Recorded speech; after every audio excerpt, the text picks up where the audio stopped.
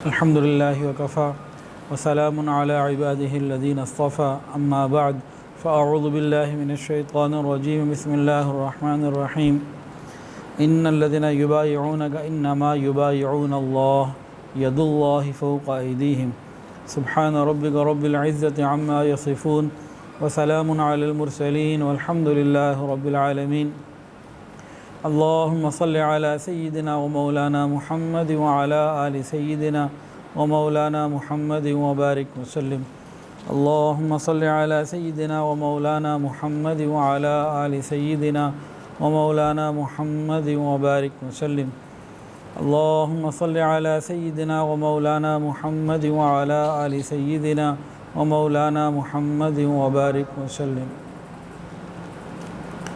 رسول اللہ صلی اللہ علیہ وسلم کی مبارک زندگی کے بارے میں تفصیلات چل رہی ہیں۔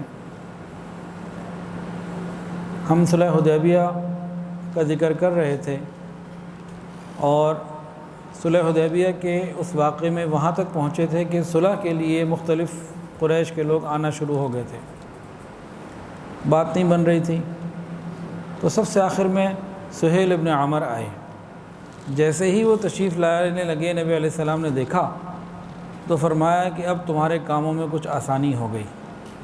ان کا نام تھا سہیل، سہولت سے، تو نبی علیہ السلام نے فال حسن، نیک فال نکالا اور دیکھ کے کہا کہ سہیل سے سہولت کو سامنے رکھتے ہوئے فرمایا کہ اب تمہارے کاموں میں کچھ آسانی ہو گئی۔ تو نیک فال حسن نکالنا یہ اچھا عمل ہے، نبی علیہ السلام نکالتے تھے، لیکن بدشگونی، برے فال نکالنا یہ کفار کا کام ہے، یہ دین سے دور لاعلم لوگوں کا کام ہے، یہ کسی بھی صحیح عقیدے والے کا کام نہیں ہو سکتا۔ جس کا علم اور عقیدہ صحیح ہو وہ فال حسن تو لے گا، فال بد نہیں لے گا۔ فرمایا کہ اب قریش صلح کی طرف مائل ہو گئے ہیں، اب کچھ بات بن جائے گی۔ سہیل ابن عمر اس وقت تو خیر مسلمان نہیں تھے، بعد میں مسلمان بھی ہوئے رضی اللہ تعالی عنہ، آئے، دیر تک بڑی لمبی ڈسکشن چلی، بڑے پوائنٹس اور بڑی بڑی باتیں ہوتی رہیں، اور بہت لمبی جو ہے نا وہ بات چیت کے بعد پھر جا کے کچھ معاہدے کی شکل بنی اور ہوا کہ ٹھیک ہے اب جو طے ہو گیا اب اس کو ہم لکھتے ہیں، فائنل کرتے ہیں۔ اللہ کی شان، حضور صلی اللہ علیہ وسلم نے حضرت علی رضی اللہ عنہ کو بلایا، وہ اس تحریر کے کاتب ہیں۔ صلح حدیبیہ کا معاہدہ جو ہے یہ حضرت علی رضی اللہ عنہ کے ہاتھوں سے اللہ کے محبوب نے لکھوایا۔ نبی علیہ السلام نے فرمایا لکھو بسم اللہ الرحمن الرحیم۔ اب سہیل ابن عمر کی ذرا غور کیجئے، کتنی نکتہ بینی ہے، باریک نظر ہے معاملات کے اوپر۔ تو کہنے لگے یہ کیا بسم اللہ الرحمن الرحیم، کیا یہ رحمان اور رحیم کون ہے؟ ہم نہیں جانتے، آپ لکھیں بسمک اللہم۔ کیا لکھیں؟ بسمک اللہم۔ ہم لوگ یہی لکھتے ہیں، ہم نہیں جانتے رحمان اور رحیم کون ہے۔ نبی علیہ السلام نے فرمایا کہ بھئی جو یہ کہہ رہے ہیں لکھو۔ حضرت علی نے وہ لکھ دیا، بسم اللہ مٹا دی۔ اس کے بعد نبی علیہ السلام نے لکھو ھذا ما قضى علیہ محمد الرسول اللہ، یہ وہ عہد نامہ ہے جس پر محمد الرسول اللہ نے صلح کی ہے۔ اب غور کریں نا ان کی باریک بینی، یہ محمد الرسول اللہ کون ہے بھئی؟ ہم تو آپ کو محمد ابن عبداللہ کی نظر سے دیکھتے ہیں، اگر آپ کو ہم محمد الرسول اللہ مانتے، اللہ کا رسول مانتے تو آپ سے لڑتے،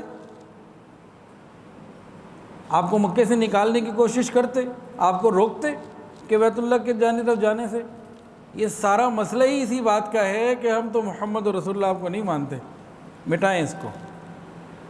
نبی علیہ السلام نے علی کو فرمایا بھی مٹا دو، لکھ دو محمد ابن عبداللہ۔ علی نے کہا یا رسول اللہ اتنی میرے اندر ہمت نہیں ہے کہ میں آپ کا نام مٹا دوں، ابھی بسم اللہ مٹائیے تو اور اب یہ بھی مٹاؤں اور آپ کی موجودگی میں تو یہ زندگی بھر نہیں کر سکتا۔ نبی علیہ السلام نے پھر خود مٹا دیا۔ یہاں تک آپ نے بات سنی، یہ کیا ہے؟ خدا کے لیے، اللہ کے لیے اس کو سمجھیں۔ محمد ابن عبداللہ اور محمد رسول اللہ دونوں ہیں تو نبی علیہ السلام، ادھر بسم اللہ الرحمن الرحیم یا بسمک اللہم، نام تو اللہ کا ہے، بسم اللہ الرحمن الرحیم اور بسمک اللہم میں کیا مسئلہ ہے؟ اولا اور غیر اولا کا، بسم اللہ الرحمن الرحیم زیادہ بہتر ہے، جائز وہ بھی ہے۔ تو نبی علیہ السلام نے معاملے کو سمیٹ کے آگے بڑھے۔ ہم جگہ جگہ اپنے نقطے پہ کھڑے ہو جاتے ہیں اور اپنی زندگی کے معاملات حل نہیں کرتے۔ مزہ تو تب ہے ان واقعات سے ہم اپنی زندگی کو ٹھیک کریں، مزہ تو تب ہے۔ کتنی جگہ ایسا ہوتا ہے، میاں بیوی ہوں، بھائی بھائی ہوں، کوئی بات ہو، ایک پوائنٹ کے اوپر اڑ جائیں گے، حالانکہ وہ اتنا بڑا بھی نہیں ہوگا، آگے بڑے مقاصد حاصل ہو سکتے ہیں، چھوٹی چھوٹی باتوں پہ ضد اور انا کا مسئلہ بنا کے بڑے بڑے مقاصد سے پیچھے رہ جاتے ہیں۔ تو یہ نبی علیہ السلام کی زندگی سے نہیں ملتا۔ نبی علیہ السلام کی زندگی سے کیا ملتا ہے؟ آگے بڑھنا۔ ایک اچھا لیڈر، ایک اچھا ادارے کا ذمہ دار، ایک اچھا محتمم، ایک پرنسپل، وہ آگے بڑھ رہا ہوتا ہے، معمولی بات کے اوپر اپنی گاڑی کو نہیں روکتا، سفر جاری رہنا چاہیے۔ اچھا، اب شرائط صلح لکھی گئی۔ اب وہ شرائط صلح کیا ہیں؟ صحابہ کی کیفیت عجیب ہو گئی، ان باتوں کو سن کے۔ سنیے، پہلی بات، 10 سال تک اب آپس میں قریش مکہ کی اور مسلمانوں کی لڑائی نہیں ہوگی، لڑائی 10 سال کے لیے بند۔ دوسری بات، قریش کا کوئی شخص اگر مسلمان ہو کر مدینہ آئے گا تو واپس کر دیا جائے گا۔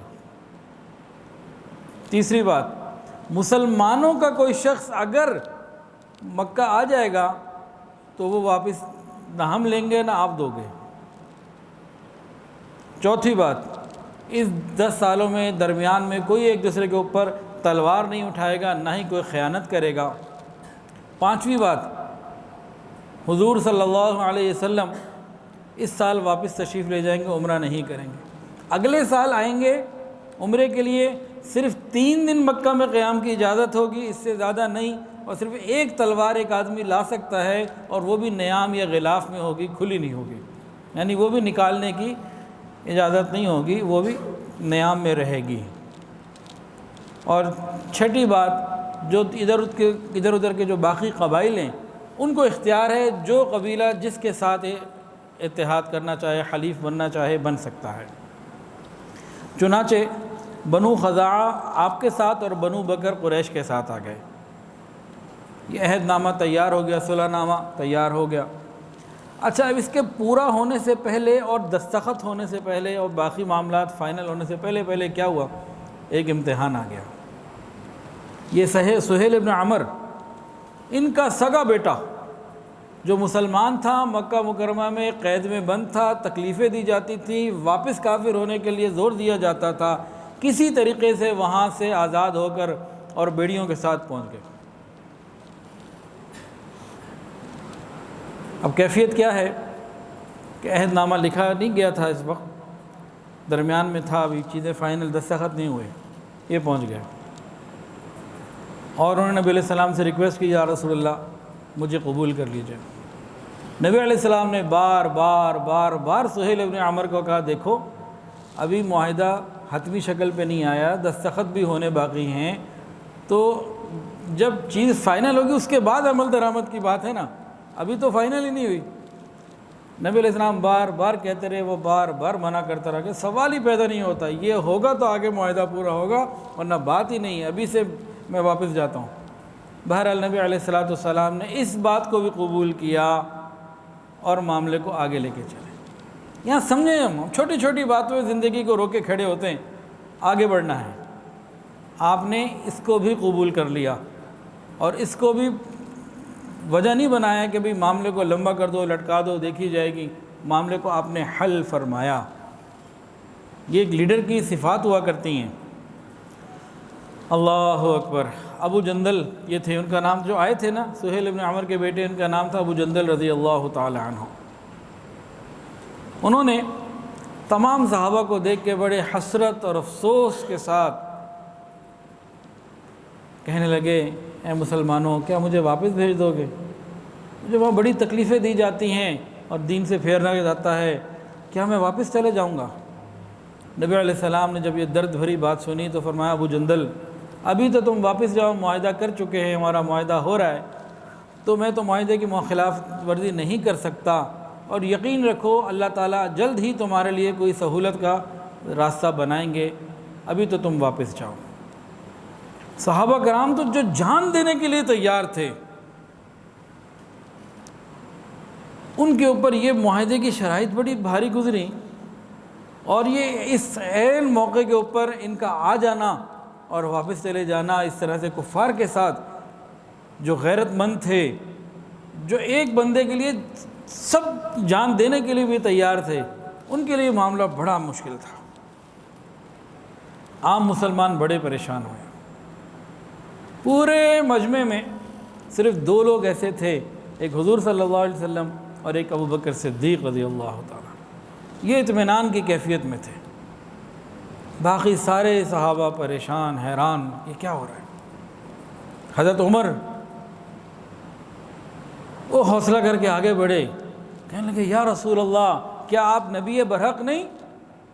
آپ نے فرمایا ہاں میں نبی برحق ہوں۔ پھر پوچھا کیا وہ باطل اور ہم حق پر نہیں؟ فرمایا ہاں وہ باطل ہے، ہم حق کے اوپر ہیں۔ پھر تیسری بات پوچھی، جب یہ آپ کی پچھلی باتیں ٹھیک ہے تو ہم اتنی ذلت کیوں گوارا کریں؟ ایک تو شرائط ایسی، اور دوسرا یہ آیا وہ بھی واپس، ہم اتنی ذلت کیوں گوارا کریں؟ رسول اللہ صلی اللہ علیہ وسلم نے ارشاد فرمایا میں اللہ کا رسول اور نبی برحق ہوں، اور میں اللہ کے حکم کے خلاف نہیں کرتا، وہ میرا معین اور مددگار ہے۔ آگے سے حضرت عمر نے ایک اور سوال پوچھا، یا رسول اللہ کیا آپ نے یہ نہیں فرمایا تھا کہ ہم طواف کریں گے؟ یہ تو سب احرام پہن کے آئے ہوئے تھے نا عمرے کے لیے، کیا آپ نے یہ نہیں فرمایا تھا کہ ہم طواف کریں گے؟ رسول اللہ صلی اللہ علیہ وسلم نے ارشاد فرمایا عمر کیا میں نے یہ بھی کہا تھا کہ اسی سال کریں گے؟ ہاں طواف کریں گے، انشاءاللہ اللہ موقع دے گا کریں گے۔ اب یہ سوال و جواب ہوئے، حضرت عمر کی بے چینی ابھی ختم نہیں ہوئی تھی۔ یہاں سے اٹھے حضرت ابوبکر کے پاس گئے۔ حضرت ابوبکر صدیق رضی اللہ تعالیٰ عنہ اس سوال جواب میں موجود نہیں تھے، ان کو نہیں معلوم کہ نبی علیہ السلام سے یہ ہو کر آئے اور کیا سوال کیے، کیا جواب دیے۔ اب یہ حضرت عمر جو ہیں ابوبکر صدیق رضی اللہ تعالیٰ عنہ کے خیمے میں تشریف لے گئے، اور وہاں جا کے کہا، اسی غم اور پریشانی اور افسوس کے عالم میں پوچھا کیا حضور صلی اللہ علیہ وسلم نبی برحق نہیں؟ حضرت ابوبکر نے وہی جواب دیا جو حضور نے دیے تھے، ہاں نبی برحق ہیں۔ پھر دوسرا سوال وہی پوچھا، کیا ہم حق پر اور وہ باطل نہیں؟ تو انہوں نے کہا ہاں وہ باطل ہے، ہم حق پر ہیں۔ پھر تیسرا سوال بھی وہی پوچھا، ہم اتنی ذلت پھر کیوں گوارا کریں؟ تو حضرت ابوبکر نے لفظ بلفظ وہی جوابات سارے دیے، سارے کے سارے وہی جوابات دیے کہ حضور صلی اللہ علیہ وسلم اللہ کے رسول ہیں اور نبی برحق ہیں، وہ اللہ کے حکم کے بغیر کچھ نہیں کرتے، اللہ ان کا معین اور مددگار ہے۔ پھر پوچھا ابوبکر کیا حضور نے یہ نہیں فرمایا تھا کہ ہم طواف کریں گے؟ تو ابوبکر نے جواب دیا کیا یہ فرمایا تھا کہ اسی سال کریں گے؟ یہ تو نہیں کہا تھا نا طواف کریں گے۔ تو لفظ بلفظ وہی بات، یہاں سے 2 باتیں نظر آئیں نا، کہ مزاج نبوت کے ساتھ اتنی زبردست ہم آہنگی، اتنی زبردست ہم آہنگی کہ الفاظ بھی وہی۔ تو جب اداروں میں ایسے لوگ ہوں کہ ہم آہنگی ایسی ہو جائے تو بڑی برکتیں ہوتی ہیں۔ اچھا خیر، حضرت عمر نے یہ سوال جواب تو ادھر بھی کیے ادھر بھی کیے، دونوں جگہ کیے۔ پھر بعد میں اپنی زندگی کا ایک تجربہ، ایک واقعہ نقل کرتے ہیں، کہتے ہیں کہ میں بعد میں اپنی اس گستاخی کے اوپر اور بے ادبی کے اوپر بڑا نادم ہوا، شرمندہ ہوا، اور اس کے کفارے کے لیے میں نے زندگی بھر بڑی نفلیں پڑھی، نمازیں پڑھی، بڑے روزے رکھے اور صدقہ و خیرات کرتا رہا، بہت سارے غلام بھی آزاد کرتا رہا کہ اللہ میری اس گستاخی کو معاف فرما دے۔ یہاں سے کیا ملا کہ کمی کوتاہی کبھی ہو جائے بندے سے تو توبہ استغفار بھی کرے اور پھر نیک اعمال بھی کرے، ان الحسنات یذہبن السیئات۔ اس لیے واقعات سنانا مقصود نہیں ہے، ان واقعات سے ہم کچھ نتیجے بھی لیں، پھر دیکھیں کیسے زندگی میں برکت آتی ہے۔ اچھا، صحابہ کرام کو ایک چیز بڑی پریشان کر رہی تھی۔ صحیح مسلم کی روایت ہے حضرت انس رضی اللہ تعالی عنہ سے، صحابہ نے نبی علیہ السلام سے عرض کیا یا رسول اللہ، ایک تو یہ بات بڑی عجیب ہے کہ کوئی مسلمان ہو کر آئے ہم اسے واپس کر دیں، چلو یہ تو پھر بھی کوئی کسی کیٹیگری میں سمجھ میں آتی ہے، لیکن ہمارا کوئی شخص واپس چلا جائے مکہ اور ہم اسے واپس بھی نہ لیں، یہ بات سمجھ میں نہیں آ رہی ہے۔ ہمارا ساتھی ہے اور وہ واپس چلا جائے اور ہم اس کو واپس بھی نہ لے سکے، یہ کیا بات ہے؟ یہ سمجھ میں نہیں آ رہی۔ اب کسی کو سمجھ میں آئی ہو تو بتائیں۔ نبی علیہ السلام نے اتنا خوبصورت جواب دیا، دل خوش ہو جاتا ہے اس بات کو سن کے۔ فرمایا کہ ہمارا جو واپس جائے گا منافق یا مرتد ہو کے کافر ہو کے جائے گا، اس کی ہمیں کیا ضرورت ہے؟ اسے کیا کرنا ہے؟ کوئی مسلمان رہتے ہوئے تو واپس نہیں جائے گا، جو بھی جائے گا دین چھوڑ کے جائے گا، ایسے کو ہمیں واپس لا کے کرنا کیا ہے؟ صحابہ کو اس گہرائی کی بات سمجھ میں آ گئی کہ نبی علیہ السلام کی نظر واقعتاً نہایت گہری اور نہایت شاندار۔ اللہ اکبر کبیرہ۔ خیر نبی علیہ السلام نے فرمایا، ایک تو یہ تسلی دی کہ اس کے اندر گہری بات یہ ہے، اور دوسرا فرمایا کہ جو ان کا مسلمان ہو کر آئے گا ہم تو اسے نہیں رکھ سکتے معاہدے کے مطابق، لیکن اللہ تعالیٰ ان کے لیے، جیسے ابو جندل تھا، یہ ابو جندل، ان کے لیے اللہ تعالیٰ ان قریب کوئی صورت ضرور پیدا کر دیں گے۔ خیر اس کے بعد فریقین کے دستخط ہو گئے، ساری چیزیں مکمل ہو گئیں، اور دستخط میں دونوں طرف کے جو بڑے بڑے لوگ تھے انہوں نے دستخط کیے۔ مسلمانوں کی طرف سے چاروں خلفائے راشدین نے دستخط کیے، عبد الرحمن ابن عوف، سعد ابن ابی وقاص، ابو عبیدہ ابن جراح اور محمد ابن مسلمہ رضی اللہ تعالی علیہم اجمعین، ان سب کے دستخط ہوئے، اور ادھر سے وہاں کے لوگوں کے دستخط ہوئے۔ تو یہاں سے یہ بات ملی کہ کوئی اہم بات ہو تو اس کو لکھ بھی لینا چاہیے، اور اس کے اوپر گواہوں کے دستخط بھی ہونے چاہیے، اور عہد نامے کی ایک کاپی مسلمانوں کے پاس رہی اور ایک اس کی جو نقل تھی وہ کافروں کے پاس رہی۔ تو جتنے اہم اور بڑے معاملات ہوتے ہیں لکھنے بھی چاہیے، گواہوں کے دستخط بھی ہوں، اور دونوں طرف جو ہے نا ایک ایک کاپی موجود ہونی چاہیے۔ یہ ساری چیزیں آج ہمارے یہاں رجسٹری اور بہت سارے معاملات میں رائج ہیں، اور یہ ساری کی ساری ہمیں حضور ہی کے قدموں سے ملتی ہیں۔ جب ہم کو ایسا معاہدہ کہیں کرنے لگیں کوئی چیز کا تو سمجھیں گے سنت پوری کر رہے ہیں، اور اللہ کا حکم بھی ہے قرآن مجید کے اندر۔ نبی علیہ السلام تکمیل صلح ہو گئی، اب احرام باندھے ہوئے ہیں، قربانی کے جانور ساتھ ہیں، تو قربانی کے جانور ذبح کرنے تھے، احرام کھولنا تھا، واپس جانا تھا مدینے۔ کیا ہوا؟ نبی علیہ السلام نے صحابہ کو حکم دیا کہ احرام کھول دو اور قربان کر دو، قربانی کر کے احرام کھول دو، جو بھی ترتیب اس زمانے میں ہوگی، دونوں حکم دے دیے۔ صحابہ کرام اتنے مغموم، اتنا دب کر ہم نے جو ہے نا صلح کیے، ہم میں سے ایک بڑے سے بڑا بہادر موجود ہے، تو صحابہ کرام بڑے مغموم۔ آقا نے 3 مرتبہ فرمایا، لیکن صحابہ کرام ایسی کیفیت میں تھے کہ بڑی پریشان، اور بس وہ ایک عجیب کیفیت تھی۔ نبی علیہ السلام کو بڑا غم ہوا کہ میری بات نہیں مان رہے۔ ام سلمہ رضی اللہ تعالیٰ عنہ ام المؤمنین ساتھ تھیں۔ نبی علیہ السلام سفر میں ہمیشہ کسی نہ کسی زوجہ محترمہ کو لے کے جاتے تھے، تو اس دفعہ ام سلمہ ساتھ تھیں۔ نبی علیہ السلام گئے اور ان کو جا کے کہا کہ بھئی یہ لوگ بات نہیں مان رہے۔ حضرت ام سلمہ رضی اللہ تعالیٰ عنہ نے بڑا زبردست اس وقت معاملے کو ہینڈل کیا اور عرض کیا، یا رسول اللہ، اس وقت یہ غم کی کیفیت میں ہیں، صدمے کی کیفیت میں ہیں، جیسے شاکنگ پوزیشن ہوتی ہے نا، اس طرح سے صدمے کے اندر ہیں یہ لوگ، تو آپ ان کے بارے میں مطمئن رہیے، آپ باہر تشریف لے جائیں، اپنا حلق کروا لیں، اپنی قربانی ذبح کر دیں یا کروا دیں، آپ کو دیکھ کے فوراً یہ سب آ جائیں گے۔ اتنا خوبصورت مشورہ دیا، اور پھر نبی علیہ السلام باہر تشریف لائے، اپنی قربانی کی، اپنا حلق کروایا۔ جیسے ہی صحابہ نے دیکھا رسول اللہ صلی اللہ علیہ وسلم کو یہ کام کرتے ہوئے، جیسے اچانک جسموں میں بجلی آ جاتی ہے نا، تو فوراً ان لوگوں نے سارے کے سارے یہ کام کیے، اور یہ ایک بڑا مسئلہ تھا جو ان کی بہترین رائے سے حل ہوا۔ یہاں ایک بات اور بھی ہے، قرآن کے اندر آتا ہے نا، الرجال قوامون علی النساء، اس کا کیا مطلب ہے کہ اللہ نے مردوں کو قوام پیدا کیا ہے، بڑا بنایا ہے۔ اس کا یہ مطلب نہیں ہے کہ عورتوں کو پیر کی جوتی بنایا ہے، یہ ترجمہ اس کا نہیں ہے، کہیں کسی تفسیر میں نہیں لکھا ہوگا۔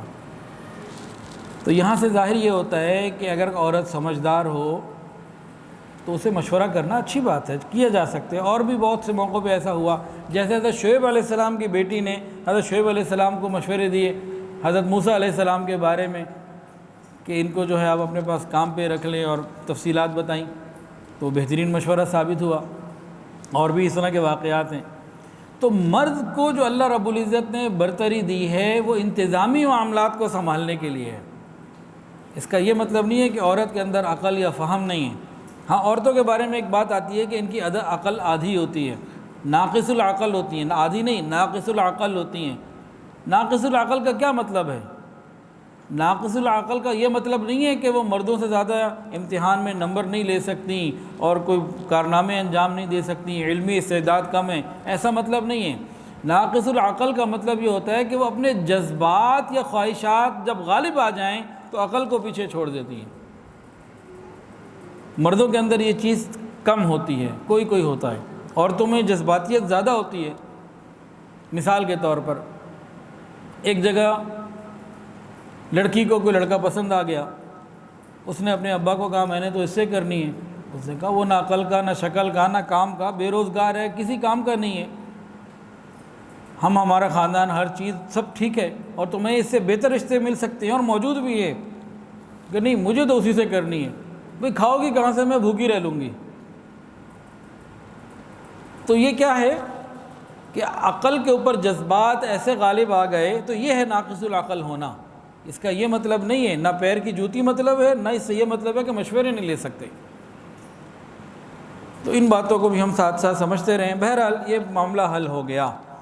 تقریباً 2 ہفتے، کہیں 20 دن ہے، کہیں 15-20 دن کے درمیان کا وقت ہے، نبی علیہ السلام نے یہاں حدیبیہ میں قیام فرمایا۔ یہاں ایک اور بات بھی ہے جو بہت ہی اہم ہے۔ نبی علیہ السلام کا جو قیام تھا وہ حل میں تھا اور قریب حرم تھا۔ قیام آپ کا جو تھا، جو خیمے تھے وہ حرم سے باہر حدود میں تھے۔ آپ لوگ نبی علیہ السلام جو ہے نا نماز کے لیے حرم میں آتے تھے، نماز حدود حرم میں پڑھتے، پھر واپس اپنی جگہ پہ چلے جاتے، پھر اگلی نماز حدود حرم میں ادا فرماتے، پھر واپس چلے جاتے۔ اس میں کیا سبق ملا؟ کیا ملا؟ عبداللہ ابن عمر رضی اللہ عنہ بھی یہی کرتے تھے۔ یہاں سے مفسرین نے اور فقہاء نے مسئلہ لکھا۔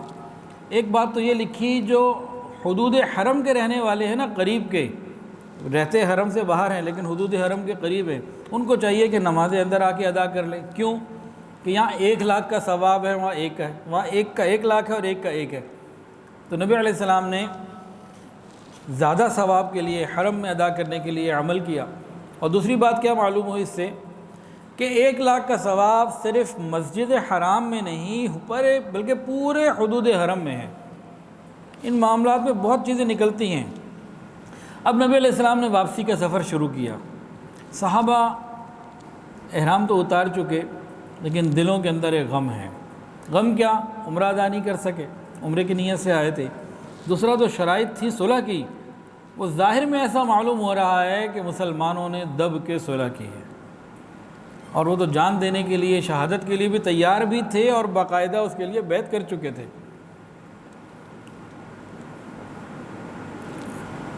کہ جان دیں گے یا لڑتے رہیں گے، یا فتح ملے گی یا پھر جان دے دیں گے، واپس نہیں جائیں گے، اس پہ بیعت کر چکے تھے۔ تو ان کا تو ایک مائنڈ سیٹ ہو چکا تھا۔ اب جب اس طرح کی صلح ہوئی اور واپسی ہوئی تو اطاعت نبوی میں چل تو رہے تھے لیکن دلوں کے اندر ایک عجیب سی غمگین کیفیت تھی۔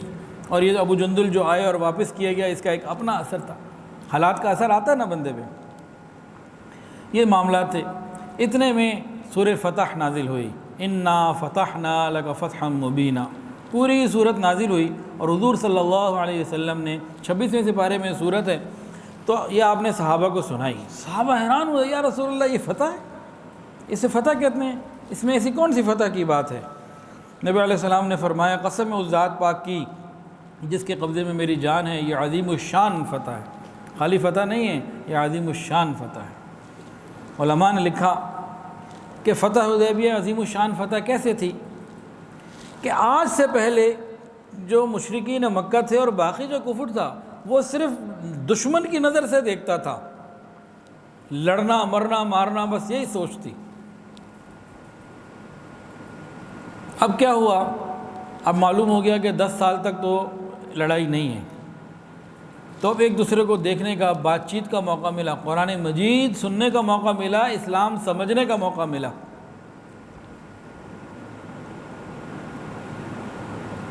اور جب انسان ٹھنڈے دل اور دماغ سے اسلام کو سمجھے اور ساتھ پریکٹیکل اس کو مسلمان نظر آ جائے، وہ اسلام قبول کیے بغیر پھر رہنا اس کا مشکل ہے۔ یہ 2 باتیں میں نے بتائی ہیں، ایک نہیں 2۔ جو شخص ٹھنڈے دل اور دماغ سے اسلام کا مطالعہ کرے، قرآن مجید کو پڑھے، حدیث کو، دین کو دیکھے، اس کا دل ادھر مائل ہوگا۔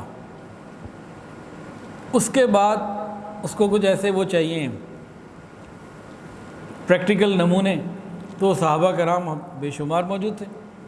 وہ جب اسلام کی تعلیمات کو سنتے، دیکھتے اور صحابہ کے اخلاق اور اعمال اور کردار کو دیکھتے، تو ابھی تک اتنے عرصے میں، یہ 6 ہجری کا آخری مہینہ چل رہا ہے، ان 16 سالوں میں جتنے لوگ مسلمان نہیں ہوئے تھے، اس سے زیادہ یہ 6 اور 8 2 سال کے سے کم عرصے میں، 2 سال سے کم اور تقریباً 22 مہینوں میں اس سے بہت زیادہ مسلمان ہو گئے تھے۔ ابھی یہ 1400 صحابہ تھے حدیبیہ میں، اور فتح مکہ میں 10,000 تو جرار لشکر صرف ساتھ گیا تھا، اور پیچھے اور جو قبائل اور دنیا بھر میں جہاں جہاں تک اس کو بات پہنچ سکی، لوگ مسلمان ہوئے، تو وہ الگ ایک معاملہ تھا۔ آج کافر مسلمان کیوں نہیں ہو رہا؟ اس کی وجہ میں ہوں، اس کی وجہ ہم مسلمان ہیں۔ ہمارے اعمال اور کردار اور اخلاق اگر اسلام کے مطابق ہو جائے تو ساری چیزیں ٹھیک ہو جائیں۔ وہ ہم کرنا نہیں چاہتے، اس لیے وہ ہو نہیں رہا۔ ہم خود نہیں کرنا چاہتے، پاک دامن اور نیکی ہم خود اختیار نہیں کرنا چاہتے۔ تو جب یہ چیز سامنے آئی تو پھر بہت بڑی تعداد میں لوگ مسلمان ہوئے۔ اللہ تعالیٰ بھی امتحان لیتے رہتے ہیں، اور یہ نبی علیہ السلام کے ساتھ جو معاملات پیش آئے، اس نے قیامت تک کے لیے بہت ساری چیزیں کھول دی۔ اگر کوئی حاکم ہے تو اس کے پاس چیزیں موجود، کوئی محکوم ہے تو اس کے پاس چیزیں موجود۔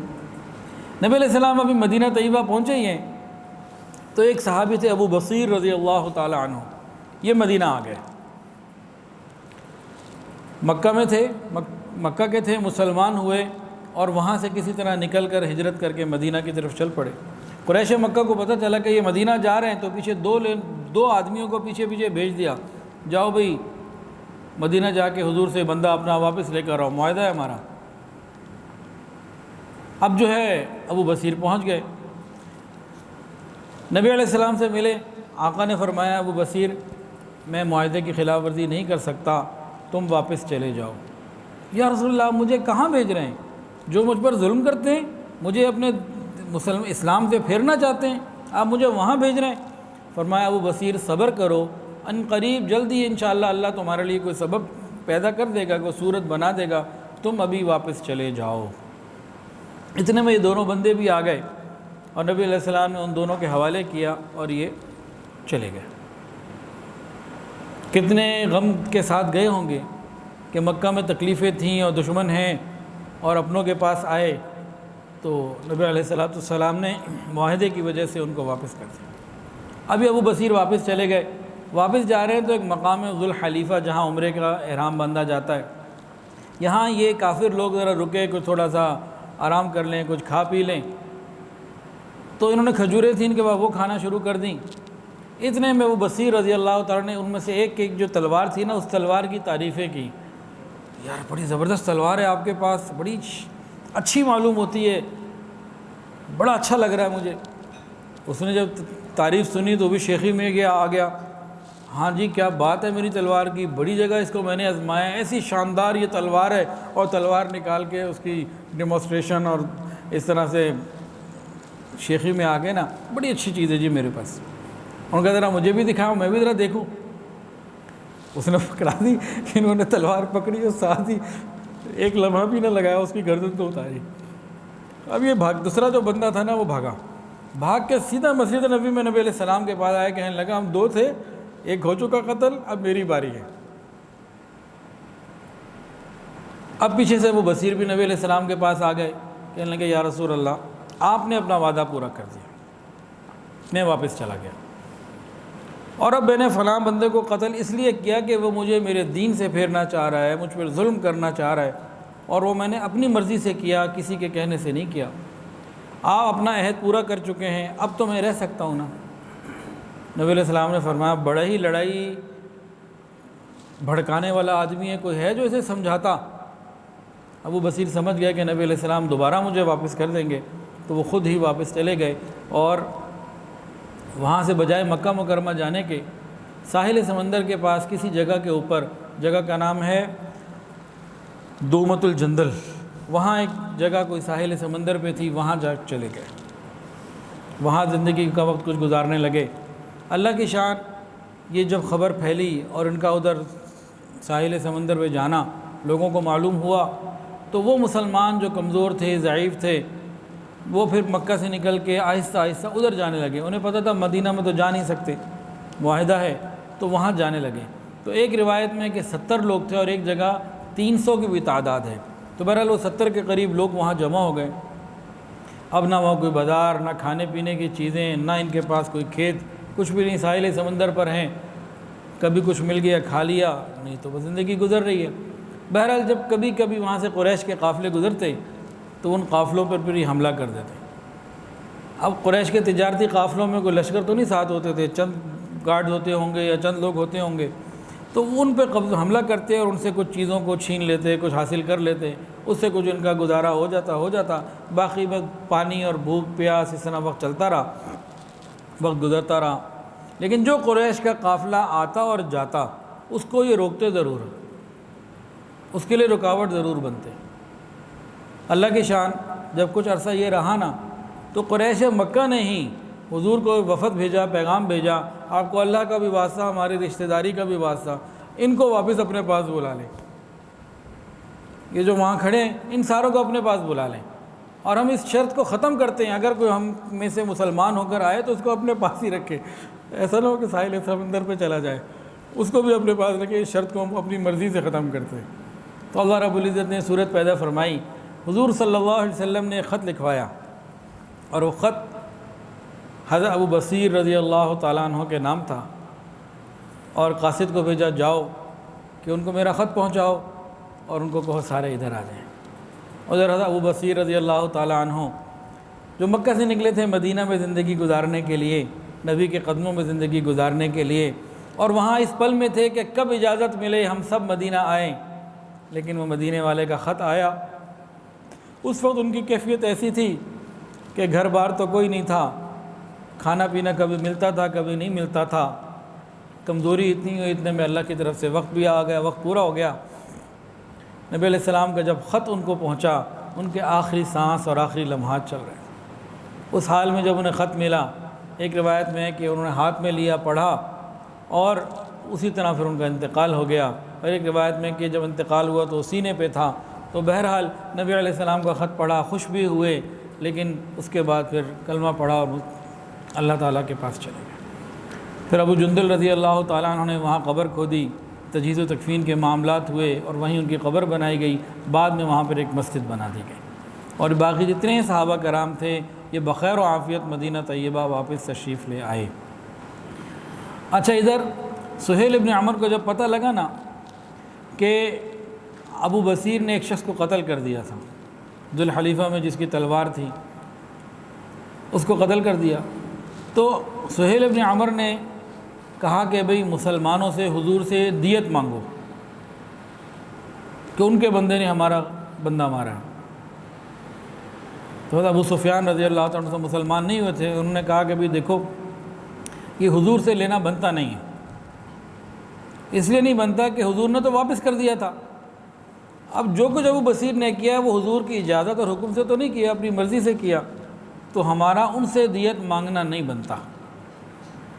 تو سہیل ابن عمر نے کہا اچھا ان سے نہیں بنتا تو پھر ابو بصیر کے قبیلے والوں سے تو لو، ان کو کیوں چھوڑتے ہو؟ تو ابو سفیان نے کہا کہ بھئی بات یہ ہے کہ ان کے قبیلے والے کسی اور دین پر ہیں، یہ مسلمان ہو چکا، وہ کیسے ذمہ داری لے لیں گے؟ تو خیر یہ معاملہ اس طریقے سے ہینڈل ہوا۔ یہ تو تھی مردوں کی بات۔ رجل، عورت کو کہتے ہیں نساء اور مرد کو کہتے ہیں رجل۔ مرد اور عورت یہ دو الگ الگ ہیں نا۔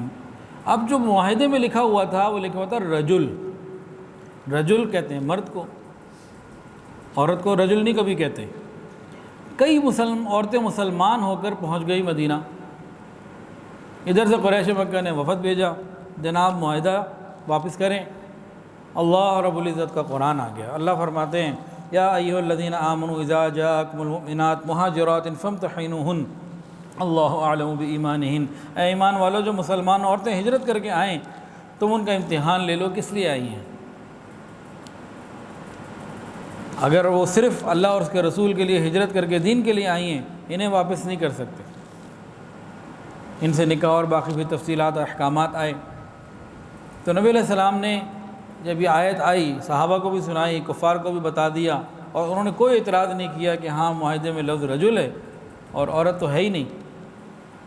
تو انہوں نے بھی معاہدہ، انہوں نے اس کو سمجھا اور یہ بات طے ہو گئی کہ عورتیں اس سے مستثنیٰ ہیں۔ پھر یہ لوگ واپس چلے گئے، کفار خاموش ہو گئے۔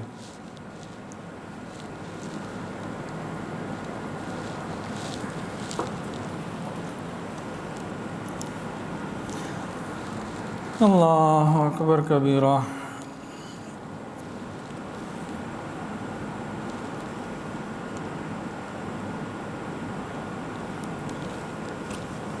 اس موقع پہ جو احکامات آئے ان میں سے ایک یہ بات بھی تھی کہ جو عورت مسلمان ہو کر دارالحرب سے دارالاسلام آ جائے تو اس کا کافر شوہر سے نکاح ختم ہو جاتا ہے۔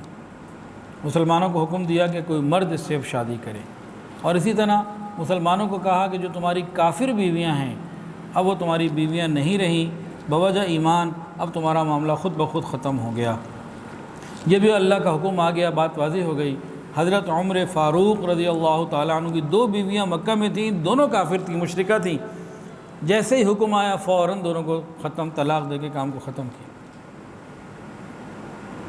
یہ صحابہ کرام کے اندر اللہ اور اس کے رسول کی محبت بے پناہ اور بے حساب تھی کہ اللہ کا حکم آ جاتا، نبی کی بات آ جاتی، پھر اپنی محبتیں، اپنے تعلقات، اپنے لین دین سب پیچھے کر دیتے۔ کاش یہ نعمت ہمیں بھی مل جائے۔ اسی حدیبیہ کے واقعے میں شروع میں ہم پچھلی دفعہ سن چکے کہ نبی علیہ السلام کے مبارک جسم سے کوئی بال گرتا صحابہ اٹھا لیتے، پانی وضو کا نیچے نہ گرنے دیتے۔ تو یہاں سے محدثین نے ایک نقطہ لکھا کہ بزرگوں کے جو تبرکات ہیں ان کو جمع کر لینا یہ جائز ہے۔ صحابہ نے نبی علیہ السلام کے تبرکات جمع کیے، اور قرآن مجید کے اندر آتا ہے کہ جب بنی اسرائیل نے اپنے نبی سے طالوت کی بادشاہت کی دلیل مانگی تو انہوں نے کیا کہا تھا؟ وقال لهم نبيهم ان آیۃ ملکہ ان یأتیکم التابوت فیہ سکینۃ من ربکم وبقیۃ مما ترک آل موسیٰ وہارون وتحملہ الملائکہ، کہ اس میں ان کے پاس تابوت ہوگا، فرشتوں نے اٹھایا ہوگا، اور اس تابوت کے اندر کیا ہوگا؟ حضرت موسیٰ علیہ السلام اور ہارون علیہ السلام کی استعمال کی چیزیں۔ تو بزرگوں کے تبرکات، ان کا ادب اصل میں اس شخصیت کا ادب کہلاتا ہے۔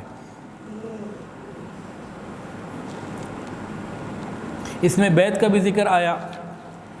بیعت کے بارے میں تفصیلات ہمارے بیانات میں آگے پیچھے آپ کو ملتی رہتی ہیں۔ حضرت جی کی کتاب ہے تصوف و سلوک، اس میں بہت تفصیلات ہیں۔ پرسوں بھی کسی نے کہا جی میسیج آیا جی یہ تو بیعت جو آپ کرتے ہیں یہ تو گناہ ہے، فلاں ہے، یہ ہے وہ ہے۔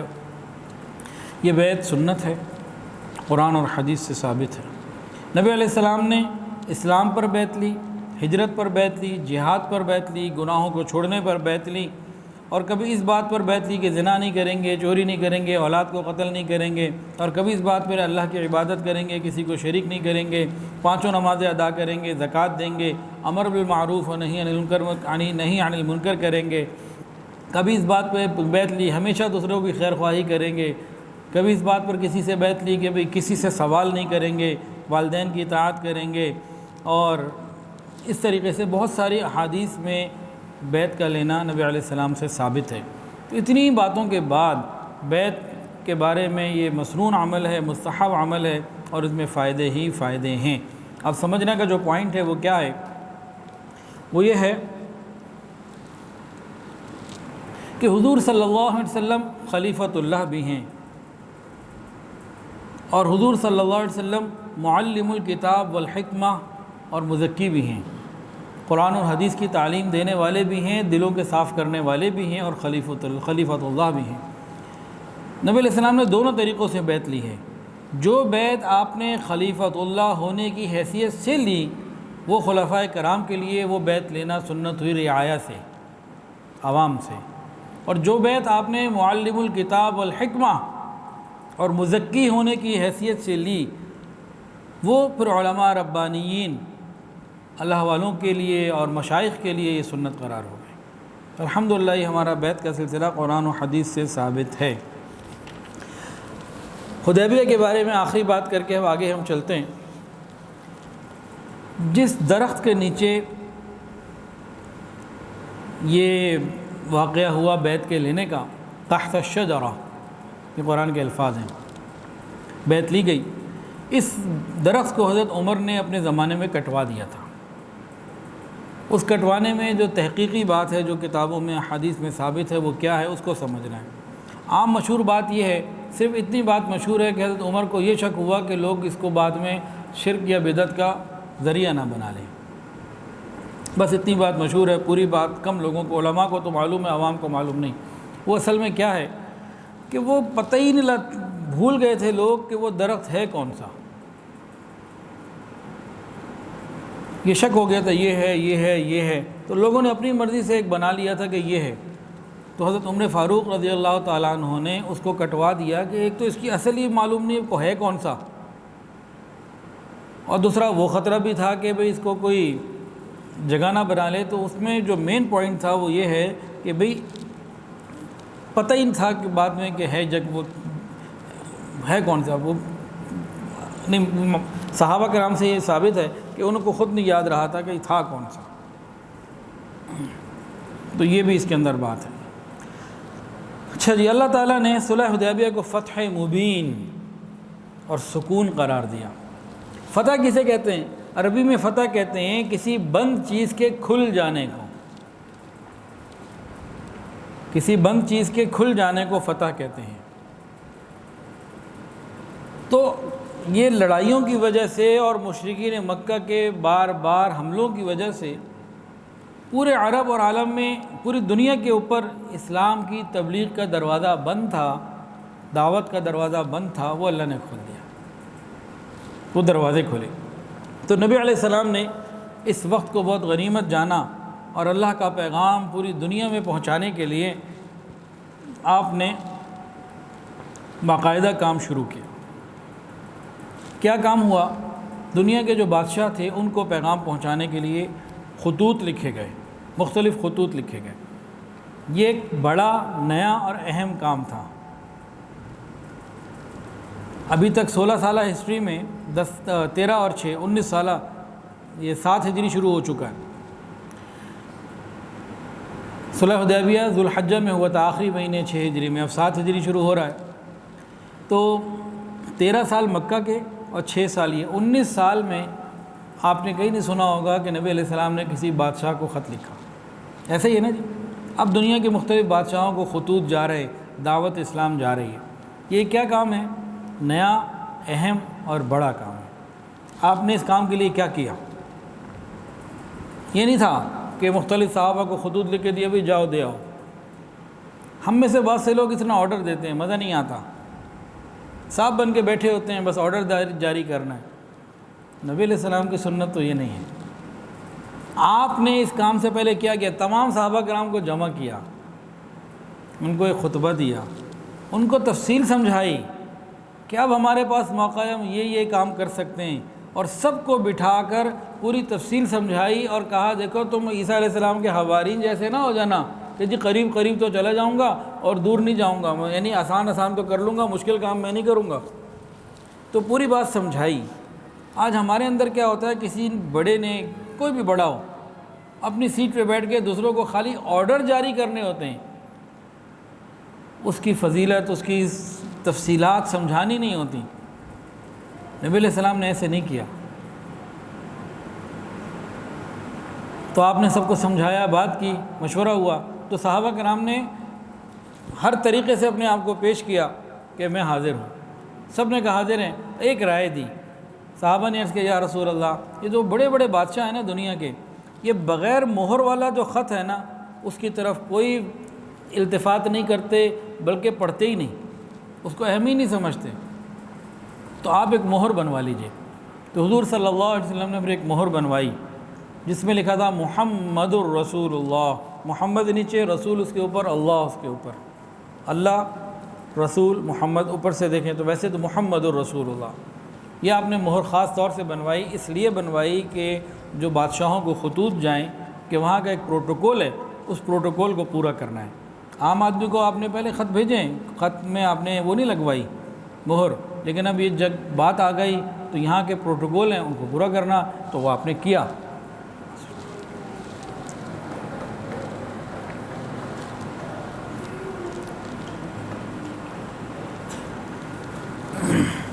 تو مختلف خطوط تھے، ان میں سے ایک خط گیا قیصر روم جو عیسائی بادشاہ تھا، اس کی طرف آپ کا پہلا خط گیا، اور اس میں حضرت داحیہ کلبی رضی اللہ تعالی عنہ کو آپ نے قاصد بنا کے بھیجا. اس میں بہت کچھ سمجھنے کے لیے ہے، بہت کچھ سمجھنے کے لیے ہے. اگر توجہ کے ساتھ سنیں گے تو سمجھ میں آئے گا، نہیں تو ویسے ہی گزر جائے گا. نبی علیہ السلام نے یہ خط لکھا جس میں تھا بسم اللہ الرحمن الرحیم. یہ خط ہے محمد اللہ کے بندے اور اس کے رسول کی طرف سے ہرقل کی جانب، جو روم کا بڑا شخص ہے، عظیم الروم، رومیوں کے لیے اس کے بڑے ہونے کا اقرار کیا. سلام اس پر جو ہدایت کا اتباع کرے. اما بعد، میں تجھے دعوت دیتا ہوں اس کلمے کی طرف جو اسلام کی طرف لانے والا ہے، یعنی کلمہ طیبہ. اسلام لے آؤ سلامت رہو گے، اسلام لے آؤ سلامت رہو گے. اللہ تمہیں ڈبل اجر دے گا، تم اہل کتاب میں سے ہو، جیسا کہ اہل کتاب سے اللہ کا وعدہ ہے. اولئک یؤتون اجرہم مرتین. پس اگر تم اسلام قبول نہ کرو تو تمام رعایا کے اسلام نہ لانے کا گناہ تم پر ہوگا کہ تمہارے اتباع کی وجہ سے وہ مسلمان نہ ہوئے. اور اے اہل کتاب، آؤ ایک ایسی بات کی طرف جو ہمارے اور تمہارے درمیان مسلم ہے، وہ یہ کہ سوائے اللہ کے کسی کی عبادت نہ کرو، اور نہ اللہ کے ساتھ ہم کسی چیز کو شریک گردانیں، اور اللہ کے سوا آپس میں ایک دوسرے کو اپنا رب اور معبود نہ بنائیں. پس اگر وہ اسلام قبول نہ کریں تو آپ کہہ دیجئے کہ تم گواہ رہو ہم مسلمان ہو چکے ہیں، یعنی اللہ تعالیٰ کے حکم کو پورا کر چکے ہیں، تابع ہو چکے ہیں. حضرت داحیہ کلبی رضی اللہ تعالیٰ مدینہ طیبہ سے نکلے. قیصر روم کا معلوم ہوا تو وہ اس وقت اپنے دارالخلافہ میں نہیں تھا، بلکہ فارس کے اوپر فتح حاصل کرنے کی وجہ سے وہ حمص سے پیدل چل کر شکرانے کے لیے بیت المقدس آیا ہوا تھا. تو داحیہ کلبی کو پتہ لگا بیت المقدس آیا ہوا ہے، تو یہ بیت المقدس روانہ ہو گئے اور وہاں جا کے امیر بصرہ کے توسط سے قیصر تک رسائی حاصل کی اور اس کو نبی علیہ السلام کا خط پہنچایا.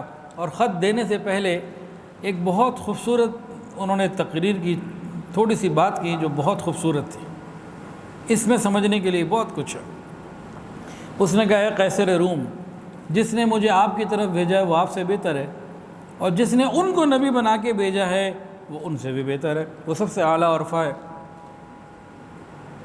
تو بتایا کہ بہت اہم لوگوں کی طرف سے پیغام لایا ہوں. اور آگے کہنے لگے، قیصر روم کو کہا کہ میں جو کچھ آپ کو عرض کروں، بات کہوں، آپ تواضع سے سنیے گا اور اخلاص کے ساتھ جواب دیجیے گا. پوائنٹ سمجھنے والا ہے. تواضع کے ساتھ، ٹھنڈے دل اور دماغ سے، نرمی سے، بہت کول مائنڈ ہو کے اچھے طریقے سے اس کو سنیے گا، تواضع کے ساتھ. اور جواب دینے لگے ہیں تو پورے اخلاص کے ساتھ جواب دیجیے گا. یہ دو کام بتائے اور پھر ان دونوں کی تفصیلات بھی بتا دیں. کہا اگر آپ تواضع سے نہ سنیں گے تو آپ اس پیغام کو سمجھ ہی نہ سکیں گے، اور اگر جواب اخلاص کے ساتھ نہیں دیں گے وہ پھر عادلانہ اور انصاف والا نہیں ہوگا، وہ کچھ اور ہوگا. تو کتنی پیاری بات بتائی. ہم اگر اگلے کی بات توجہ کے ساتھ ٹھنڈے دماغ سے سنیں تو سمجھ میں آتی ہے، ایسے ہی فوراً لٹ مار دینا وہ اور چیز ہوتی ہے. اب قیصر روم نے کہا جی بتائیے آپ کیا کہنا چاہتے ہیں. داحیہ کلبی نے کہا آپ کو معلوم ہے، کہا عیسیٰ علیہ السلام نماز پڑھا کرتے تھے. کہا مجھے معلوم ہے، بے شک نماز پڑھتے تھے. تو انہوں نے کہا کہ دیکھو میں آپ کو اس ذات پاک کی طرف بلاتا ہوں جس کی طرف حضرت عیسیٰ علیہ السلام رخ کر کے نماز پڑھتے تھے، جن کے سامنے اپنی پیشانیوں کو ٹیکا کرتے تھے، اور جس نے حضرت مسیح علیہ السلام کو بطن مادر میں بنایا، اور جس نے اس تمام زمین آسمان کے نظام کو بنایا۔ اور اس کے بعد میں آپ کو اس نبی امی کی طرف بلاتا ہوں جس کی بشارت موسیٰ علیہ السلام نے بھی دی اور عیسیٰ علیہ السلام نے بھی دی، اور آپ جانتے ہیں اس کو، آپ کو پوری خبر ہے ان باتوں کی۔ اور سنیں، اگر آپ اس دعوت کو قبول کریں تو دنیا اور آخرت دونوں آپ کی ہیں، اور اگر قبول نہ کریں آپ کی آخرت تو تباہ ہو گئی، اور دنیا میں تو ویسے ہی بڑے شریک ہونے والے لوگ ہوتے ہیں۔ یقین جانیے آپ کا ایک پروردگار ہے جو نہ ماننے والوں کو کچل دیتا ہے اور اپنی نعمتوں کو بدلتا رہتا ہے۔ یعنی آج آپ بادشاہوں کا، کل کوئی اور بھی ہو سکتا ہے۔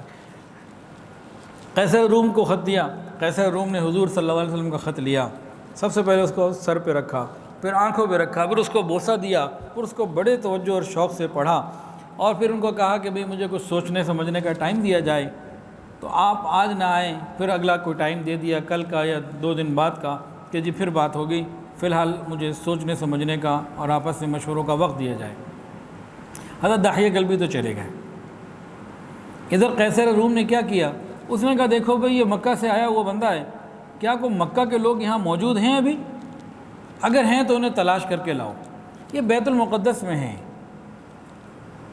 نبی علیہ السلام نے جو خط بھیجا، جب اپنے دارالخلافہ میں نہیں تھا، تو وہ خط لینے والے، لے کے جانے والے بھی اس کے پاس پہنچے کہ بھئی کم وقت میں کام ہو جائے اور ملاقات ہو جائے، مقصود تو خط دینا تھا۔ اب خط جب دے دیا تو اب کیا ہو رہا ہے؟ قیصر روم کہتا ہے کہ دیکھو کہ مکہ کے کوئی اور لوگ بھی آئے ہوئے ہیں ادھر۔ جب معلوم ہوا تو پتہ لگا کہ مکہ کا ایک تجارتی قافلہ جس میں حضرت ابو سفیان بھی تھے، اس میں مسلمان نہیں تھے، وہ بھی موجود تھے، اور مکہ کے کئی سردار، اس میں بڑے بڑے تاجر لوگ موجود تھے۔ اب یہ قدرت ہی تو بنا رہی ہے نا سارا نظام، کہ عین ایسا موقع کہ قریش مکہ ادھر گئے ہوئے ہیں، اور ادھر سے وہ پیدل چل کے آ رہا ہے، ادھر سے یہ پہنچ رہے، تو یہ نظام کون بنا رہے ہیں؟ اتنی جو ٹائم مینجمنٹ ہے کدھر سے ہو رہی ہے؟ یہ اللہ رب العزت کی طرف سے۔ اب قیصر روم نے کہا بلاؤ ان کو، آ گئے۔ تو پھر قیصر روم نے سب سے پہلے جب یہ لوگ آئے نا کہ بھئی تم میں سے سب سے زیادہ حضور صلی اللہ علیہ وسلم کا قریبی رشتہ دار کون ہے؟ رشتہ داروں کو سارے کچے چھٹے کا پتہ ہوتا ہے نا، باہر والوں کو کیا پتہ؟ تو وہ کون ہے؟ تو لوگوں نے کہا حضرت ابو سفیان کے بارے میں کہ ابو سفیان، ان کو آگے بٹھایا، باقیوں کو آپ پیچھے بیٹھ جائیں، اور اس کے بعد کہا کہ جی میں آپ سے حضور کے محمد رسول اللہ کے بارے میں کچھ سوال پوچھنا چاہتا ہوں۔ اب یہ مسلمان نہیں ہے، اس وقت کافر ہیں، دلی تمنا ہے کہ قیصر کے دل میں ان کی نفرت پیدا ہو، یہ تمنا ہے، لیکن جھوٹ کوئی نہیں بولا۔ کہنے لگے میں جھوٹ بولنا چاہتا تھا تو جھوٹ بول سکتا تھا، لیکن میں نے جھوٹ اس لیے نہیں بولا کہ لوگ مجھے جھوٹا کہیں گے، میری قوم مجھے کہے گی جھوٹا ہے۔ ایک زمانہ تھا کافر بھی جھوٹ بولنے سے شرم محسوس کرتے تھے، آج تو ہم الحمدللہ بس یا انا للہ پڑھیں کیا پڑھیں، ہمیں تو فرق ہی کوئی نہیں پڑتا جھوٹ بولنے سے۔ ایک کافر نے بھی سوچا کہ جی مجھے جھوٹ نہیں بولنا، جانی دشمن کے بارے میں بھی جھوٹ نہیں بولنا، ہم تو سگے بھائی کے بارے میں بول دیتے ہیں، ساس بہو کے بارے میں تو کتنا معاملہ ہے۔ اچھا جی، اب قیصر کے سوال اور جواب ذرا سنیں۔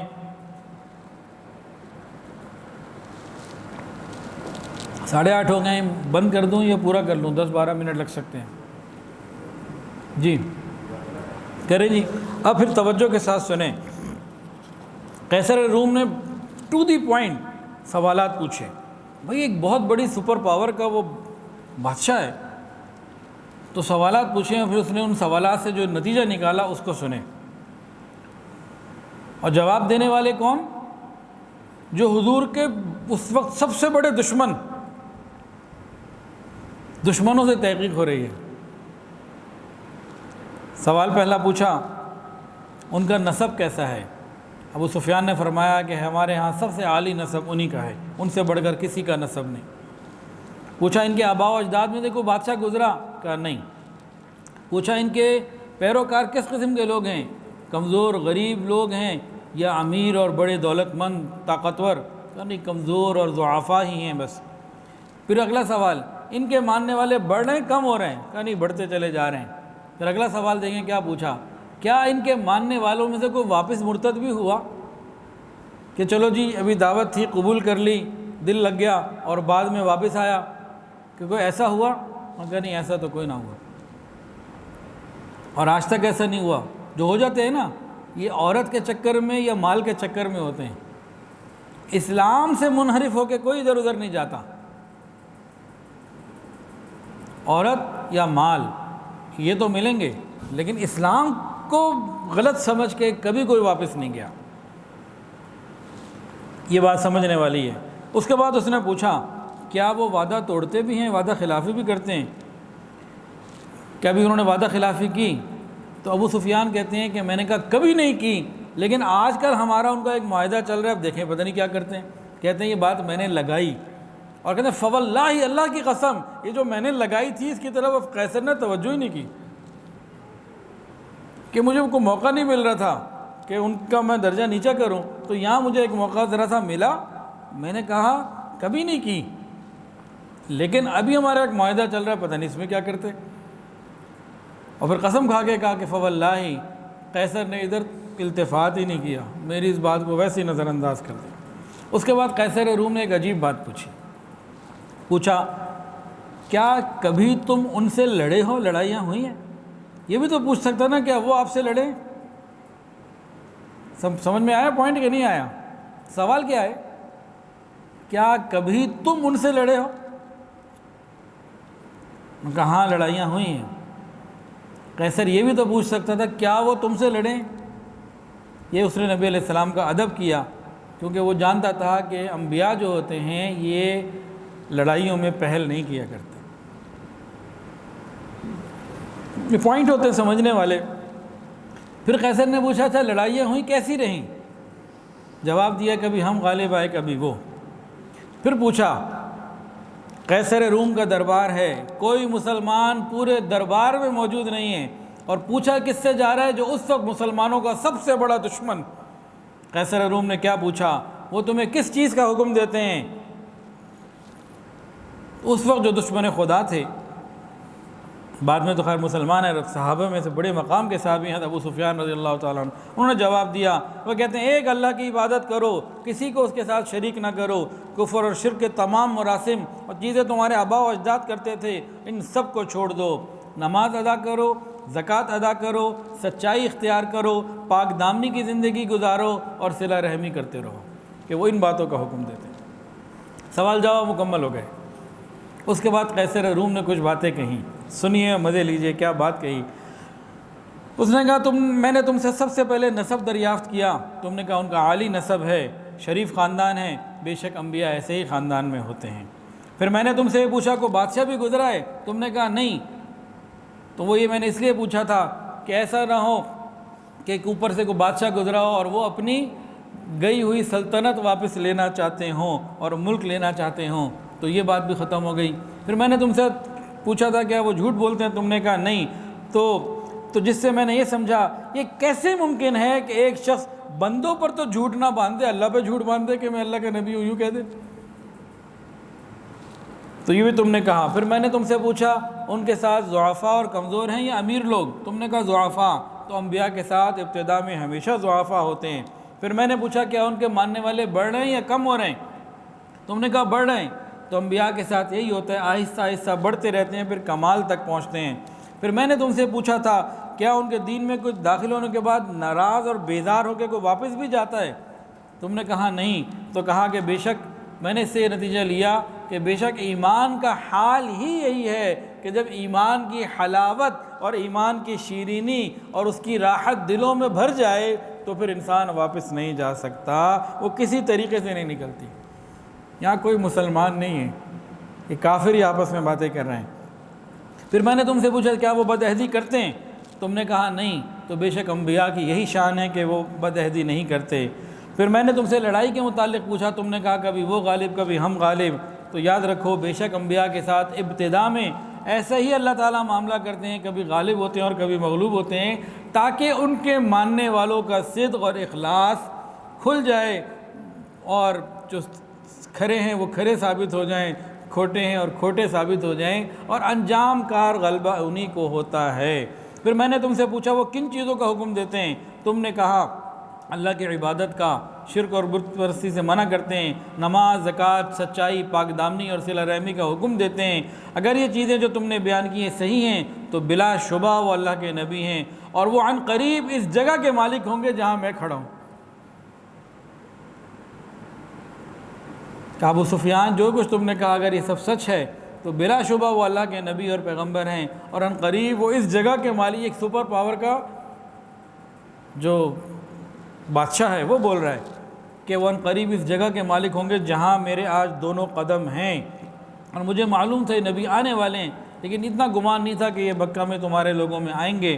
مجھے بڑی تمنا ہے کہ میں ان سے ملوں، اگر میں ان کی خدمت پہ پہنچ جاؤں تو ان کے قدم دھویا کروں، اور پھر اس کے بعد پھر وہ جو خط تھا وہ تمام لوگوں کو سنائے گا۔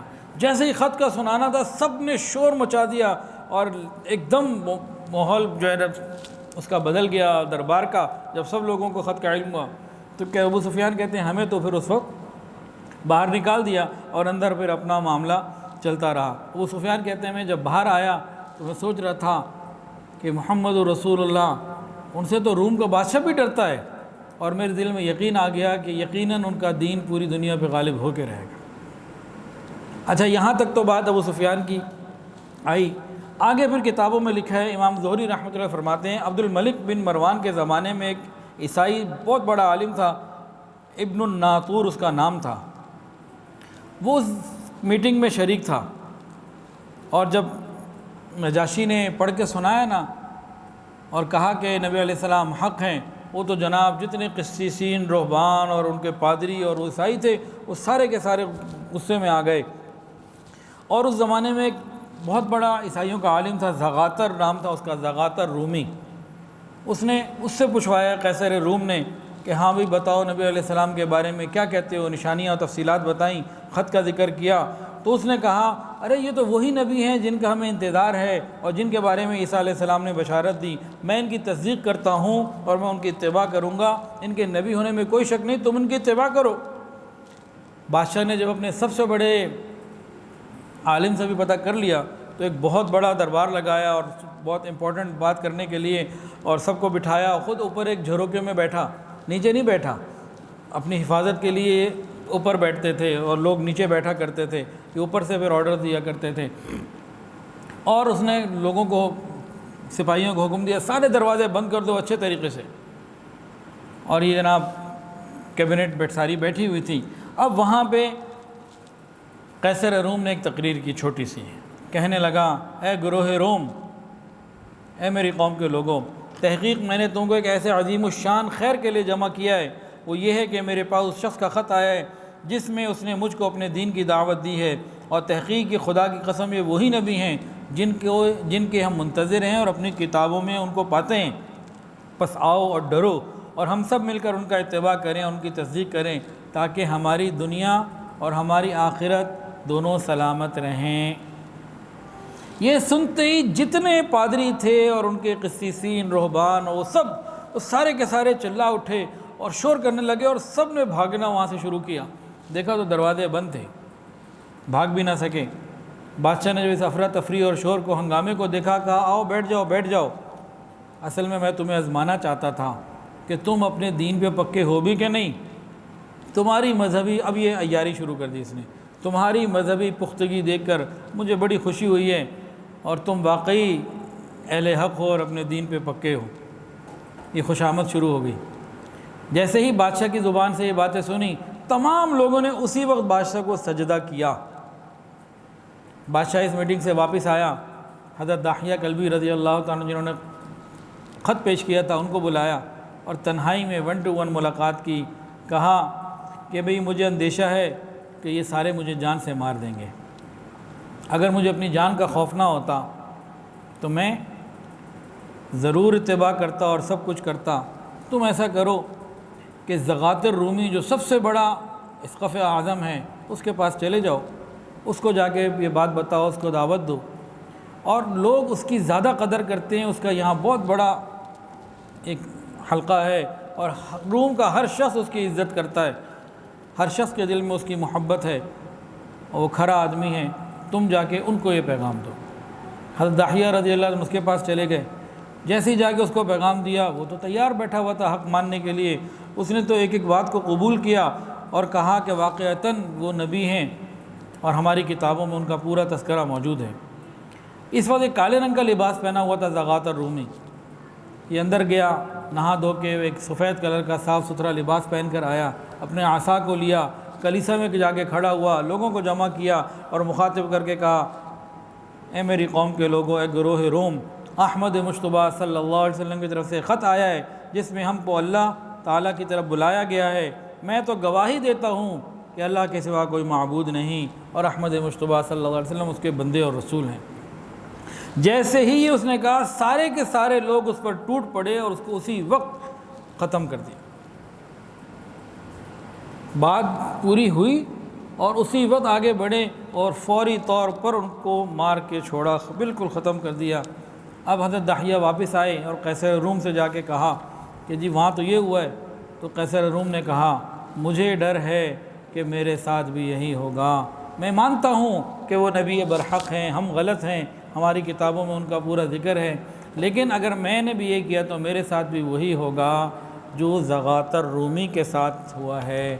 لیکن ایک بات وہ بھول گیا، نبی علیہ السلام نے جو اس کو خط لکھا تھا وہ زغاتر کو تو نہیں لکھا تھا، اور اس خط میں اگر آپ کو یاد ہو کسی کو یہ جملہ، نبی علیہ السلام نے کیا لکھا تھا؟ اگر تم اسلام لے آؤ سلامت رہو گے۔ اس بات کو، اس نقطے کو وہ بھول گیا۔ زغاۃ الرومی بھی تو حملہ ہوا، لیکن نبی علیہ السلام نے اس کو تو نہیں کہا تھا اسلام لے آؤ سلامت رہو گے۔ ساری باتیں حق سمجھنے کے باوجود، یہ بھی قدرت ہے عجیب، اللہ تعالیٰ کی عجیب بے نیازی کی صفات ہے کہ ایک ایک بات کی تصدیق کی، ایک ایک بات کو اس نے اپنی کتابوں سے رہنمائی لیتے ہوئے سوال کیا ابو سفیان رضی اللہ تعالیٰ عنہ سے، ایک ایک بات کو اس نے چیک کیا اور یقین کامل بھی ہے، سب کچھ ہے، لیکن اس پوائنٹ کو وہ بھول گیا کہ نبی علیہ السلام نے لکھ کے مجھے بھیجا ہے، تم اسلام قبول کر لو تم سلامت رہو گے۔ اگر یہ اسلام قبول کر لیتا تو یہ واقعتاً سلامت رہتا۔ اس نے تو نہ کیا، لیکن ہمارے لیے بھی تو کچھ باتیں اس میں سمجھنے کی ہیں نا، اگر ہم اسلام پر عمل کریں گے تو انشاءاللہ تعالیٰ سلامت رہیں گے۔ ایک آخری اور بات عرض کر دوں، اس وقت فتنوں کا دور ہے، اس وقت انتہائی زیادہ فتنوں کا دور ہے۔ یہ وہ دور ہے جس میں پیدا ہونے سے وہ ہمارے بڑے پناہ مانگتے تھے، یا اللہ اس فتنے کے دور میں ہمیں نہ ہمیں بچا لینا، ہم نہ دیکھیں، ہم اس میں جی رہے۔ تو اللہ رب العزت نے الحمدللہ مجھے اور آپ کو، ہم لوگوں کو اتنے فتنے کے دور میں علماء کے ساتھ، مشائخ کے ساتھ، اہل حق کے ساتھ جوڑ کے رکھا، اور کتنے فتنوں سے اللہ نے ہماری حفاظت فرمائی ہوئی ہے۔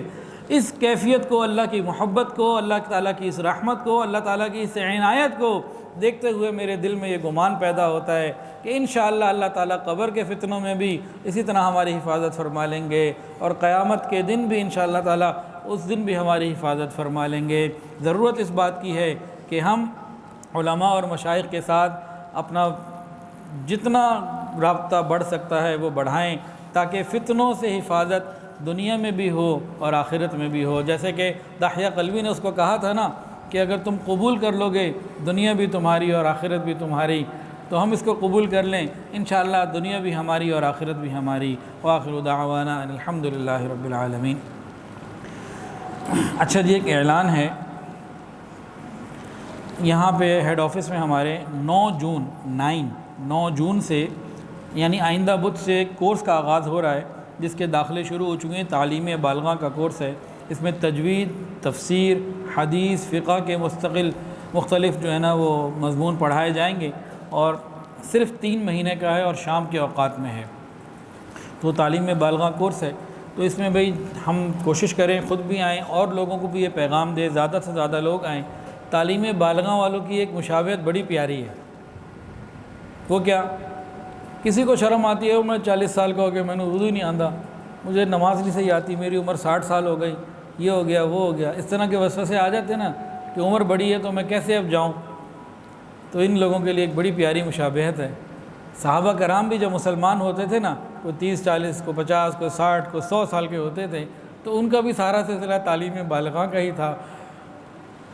جو ابتدائی مسلمان ہوئے، بعد میں تو خیر جب بچے ہوئے اور وہ سلسلہ الگ ہے، لیکن تعلیم بالغاں کا سلسلہ یہ صحابہ میں بھی جاری رہا، تو ہم بھی اس میں شرم محسوس نہ کریں کہ جی عمر زیادہ ہو گئی، بال سفید ہو گئے تو اب کیا سیکھنے جائیں گے.